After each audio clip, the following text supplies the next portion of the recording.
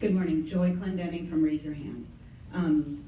CPS parents with desperate concerns about alarmingly inconsistent and unreliable nursing care organized with Raise Your Hand and in good faith met 4 times with Dr. Keenan and other staff and administration since September 2018.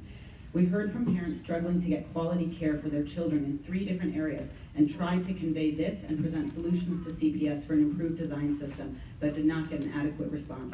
Area 1, routine daily medical care. This is like for kids with type 1 diabetes. These kids often see a rotating crop of untrained temporary agency nurses making dangerous mistakes, and there's no meaningful oversight or accountability. Area 2, emergency life-saving medications, like for students with epilepsy and other seizure disorders. We see that these kids often aren't even getting nurses assigned for their care, and many have call 911 in their care plan. Laurel Henson, who spoke at the October board meeting and told you about her son who needs life-saving medication in case of a seizure, still does not have anyone trained in the school to administer his medicine. Area 3, complex medical care for students who need very skilled care, like those with feeding tubes and ventilators. Parents like Yer Bosquet at Wildwood Elementary went a 1.5 years with no nurse assigned to her son. She missed work and sat at the school every day for a 1.5 years. The most critical want of parents is to be able to rely on consistency of care and competency of care, neither of which are currently available for a lot of students.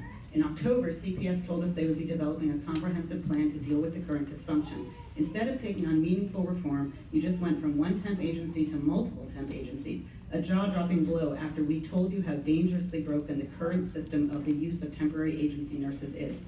We put our concerns and suggestions in a report, which you should all have, and ask that you urgently take on developing your promised comprehensive plan. A great start would be to create a new healthcare aide position for every school. Other districts in Illinois and other states have these positions to address the national nursing shortage. We don't see it as a downgrade in care, but as a creative means to build consistency of care and actually meet student need by increasing the number of trained staff providing care.